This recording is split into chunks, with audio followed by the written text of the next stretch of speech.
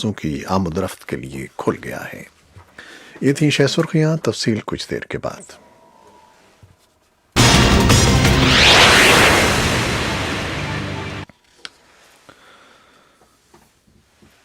پاکستان کے وزیر اعظم عمران خان نے کہا ہے کہ بھارت پاکستان کے زیر انتظام کشمیر میں پلوامہ حملوں کے بعد کی طرح کی کارروائی کرنا چاہتا ہے، تاہم وہ نریندر مودی کو تنبیہ کرتے ہیں کہ پاکستان اینٹ کا جواب پتھر سے دے گا۔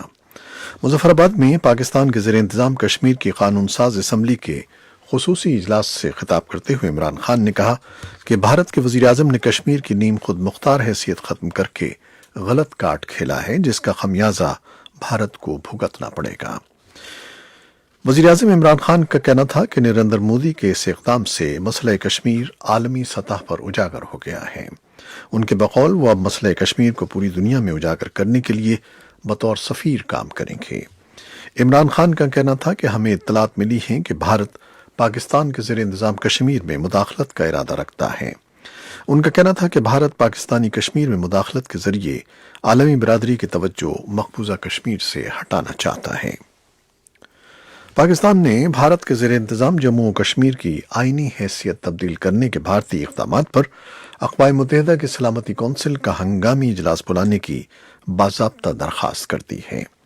منگل کو رات گئے جاری ایک ویڈیو بیان میں پاکستان کے وزیر خارجہ شاہ محمود قریشی نے کہا کہ انہوں نے اس ضمن میں سلامتی کونسل کے صدر کو ایک خط ارسال کیا ہے، جس میں سلامتی کونسل کا ہنگامی اجلاس بلانے کی درخواست کی گئی ہے۔ وزیر خارجہ شاہ محمود قریشی کا کہنا تھا کہ خط میں سلامتی کونسل کے اجلاس میں بھارت کے غیر قانونی اقدامات کو زیر بحث لانے کا مطالبہ کیا گیا ہے۔ پاکستان کے یوم آزادی کے موقع پر حکومت امریکہ نے پاکستانی عوام کو گرمجوشی کے ساتھ مبارکباد پیش کی ہے۔ ایک بیان میں امریکی وزیر خارجہ مائک پومپیو نے کہا ہے کہ گزشتہ برسوں کے دوران شراکت دار کے طور پر ہم نے جب بھی ایک ساتھ مل کر کام کیا، امریکہ اور پاکستان نے بہت کچھ حاصل کیا ہے۔ وزیر خارجہ نے کہا کہ آئندہ برس ہم اس عزم پر عمل پیرا ہوں گے جو وزیر اعظم عمران خان اور حکومت پاکستان کے دیگر اعلیٰ رہنماؤں کے حالیہ دورے کے دوران کیا گیا، اور ہم علاقائی استحکام اور امن کو فروغ دینے کے لیے ضروری کوششوں کو آگے بڑھائیں گے۔ پاکستان کی وفاقی حکومت نے دارالحکومت اسلام آباد میں پلاسٹک بیگز یعنی پولی تھین کے لفافوں کے استعمال پر پابندی کے قانون پر آج 14 اگست سے عمل درآمد شروع کر دیا ہے۔ قانون کے مطابق پلاسٹک بیگز کے استعمال، فروخت اور بنانے والوں پر بھاری جرمانہ عائد کیا جائے گا۔ پلاسٹک کے تھیلوں پر پابندی کے بعد حکومت کی جانب سے متبادل کے طور پر شہریوں کو کپڑے سے تیار کردہ بیگز استعمال کرنے کو کہا گیا ہے، اور اس حوالے سے عوام میں آگاہی مہم بھی چلائی جائے گی۔ بھارت کے زیر انتظام کشمیر میں انٹرنیٹ اور ٹیلی فون پر خدمات اور نیوز چینلوں پر عائد پابندیاں اب بھی جاری ہیں، البتہ جموں سے انہیں اٹھا لیا گیا ہے۔ پولیس کے ایک اعلیٰ اہلکار کے مطابق جموں اور کشمیر میں صورتحال قابو میں ہے۔ کشمیر پولیس کے سینئر عہدیدار منیر خان نے بدھ کے روز سری نگر میں ایک نیوز کانفرنس میں یہ اطلاع دی۔ ان کے مطابق سری نگر کے بعض مقامات پر یہ پابندیاں مزید کچھ دنوں تک عائد رہیں گی۔ انہوں نے یہ بھی کہا کہ پیلٹ گن یا چھرے والی بندوقوں سے چند افراد کو زخم آئے ہیں، جن کا علاج کیا جا رہا ہے۔ ان کے مطابق اس وقت اصل توجہ اس بات پر ہے کہ ریاست میں یوم آزادی کو پرامن انعقاد کو یقینی بنایا جائے۔ انتظامیہ نے ایک روز قبل کہا تھا کہ پابندیاں بتدریج ہٹائی جائیں گی۔ کانگریس پارٹی نے صورتحال کا جائزہ لینے کے لیے وادی میں ایک کل جماعتی وفد بھیجنے کا مطالبہ کیا ہے۔ سینئر کانگریس رہنما آنند شرما نے ایک نیوز کانفرنس میں کہا کہ حکومت غلط اطلاعات اور افواہوں کی شکایت کر رہی ہے، اس کا بہترین جواب یہ ہے کہ ایک کل جماعتی وفد کشمیر جانے دیا جائے۔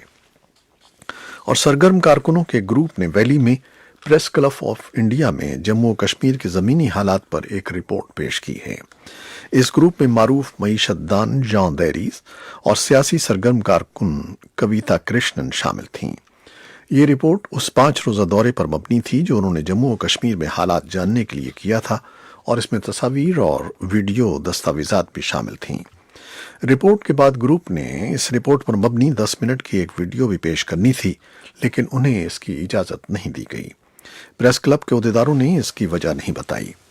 اس بارے میں ہم اپنے نئی دہلی میں نمائندہ رتل جوشی سے کچھ دیر میں بات کریں گے اور تفصیل جانیں گے۔ افغانستان کی وزارت دفاع کا کہنا ہے کہ افغان سرحد کے ساتھ پاکستانی فوجوں میں کمی کرنا اور انہیں کشمیر کی سرحد پر تعینات کرنا پاکستان کا اندرونی معاملہ ہے اور وہ افغانستان کی سیکورٹی صورتحال پر کوئی منفی اثر نہیں ڈالے گا۔ وزارت دفاع کے نائب ترجمان فواد امان نے وائس آف امریکہ کو بتایا کہ افغانستان اپنی فوجوں کو ڈیورنڈ لائن پر سیکورٹی صورتحال کے حساب سے تعینات کرتا ہے۔ پاکستان کے امریکہ میں سفیر نے پیر کے روز اس امکان کا اظہار کیا تھا کہ ان کا ملک افغان سرحد سے اپنی فوجوں کو ہٹا کر کشمیر سرحد کے ساتھ لگا سکتا ہے اور اس تبدیلی سے طالبان کے ساتھ امریکی بات چیت اثر انداز ہو سکتی ہے۔ افغان صدر اشرف غنی کے امریکہ طالبان امن اعلامیہ سے متعلق بیان پر طالبان نے شدید رد عمل ظاہر کیا ہے۔ طالبان کے ترجمان ذبیح اللہ مجاہد سمیت بہت سے افغان سیاسی تجزیہ کاروں کا خیال ہے کہ متحدہ قومی حکومت کی قیادت کو دوحہ میں امریکہ اور طالبان عہدیداروں کے درمیان ہونے والے مذاکرات سے باخبر نہیں رکھا گیا۔ ذبیح اللہ مجاہد نے جوابی بیان میں کہا کہ صدر غنی کا بیان حقیقت سے مطابقت نہیں رکھتا۔ طالبان کے سابق عہدیدار مولوی قلم الدین نے وائس آف امریکہ کو بتایا کہ صدر غنی نے اپنے بیان میں جو کہا ہے وہ امریکہ اور طالبان کے درمیان دوحہ میں ہونے والی بات چیت میں زیر بحث نہیں آیا۔ ایک سیاسی تجزیہ کار اسد وحیدی نے خدشہ ظاہر کیا کہ امریکی عہدیداروں نے شاید صدر غنی کی حکومت کو دوحہ بات چیت کے بارے میں کافی تفصیلات فراہم نہیں کی۔ صدر اشرف غنی نے منگل کے روز کابل میں نیشنل سیکورٹی فورسز سے خطاب کرتے ہوئے کہا تھا کہ افغان حکومت طالبان کے ساتھ امن معاہدہ طے پانے کے بعد بھی تمام بین الاقوامی معاہدوں کو برقرار رکھے گی۔ ان کا کہنا تھا کہ امن بات چیت کے اختتام پر ایک مشترکہ اعلامیہ جاری کیا جائے گا جو افغان حکومت کو عوام کی نمائندہ ایک جائز حکومت قرار دے گا۔ ہانگ کانگ میں بدھ کے روز ہوائی اڈہ دوبارہ جہازوں کی آمد و رفت کے لیے کھل گیا ہے۔ یہاں مظاہرین نے 2 روز تک قبضہ جمائے رکھا اور اس دوران تمام پروازیں منسوخ کر دی گئیں۔ چند درجن مظاہرین اب بھی ہوائی اڈے پر موجود ہیں۔ ہانگ کانگ کی عدالت نے حکم دیا ہے کہ مظاہرین مقرر کردہ مقامات کے علاوہ کسی دوسرے مقام پر احتجاج کر کے روزمرہ کے معاملات پر اثر انداز نہیں ہوں گے۔ عدالت نے مظاہرین کے احتجاج کے باعث جزوی طور پر بند ہونے والے ایئرپورٹ کو فوری طور پر کھولنے کا حکم دیا ہے۔ امریکہ کے صدر ڈونلڈ ٹرمپ نے لگ بھگ $150 ارب کی چینی مصنوعات پر 1 ستمبر سے 10% محصولات عائد کرنے کا فیصلہ مؤخر کر دیا ہے۔ صدر کا کہنا ہے کہ اس فیصلے کا مقصد کرسمس کے موقع پر صارفین کو مہنگائی کے اثرات سے بچانا ہے۔ صدر ٹرمپ کی جانب سے جن چینی مصنوعات پر ٹیکس استثناء گیا ہے ان میں لیپ ٹاپ، موبائل فونز اور کھلونے شامل ہیں۔ یہ تھیں وہ خبریں جو فیس بک لائیو پر ہم نے آپ کے لیے پیش کی۔ ویب سائٹ اور ریڈیو پر ہمارا یہ 1 گھنٹے کا نیوز شو جاری رہے گا۔ کیمرامین منصور ملک کے ساتھ فیس بک لائیو سے اجازت چاہتے ہیں۔ اللہ حافظ۔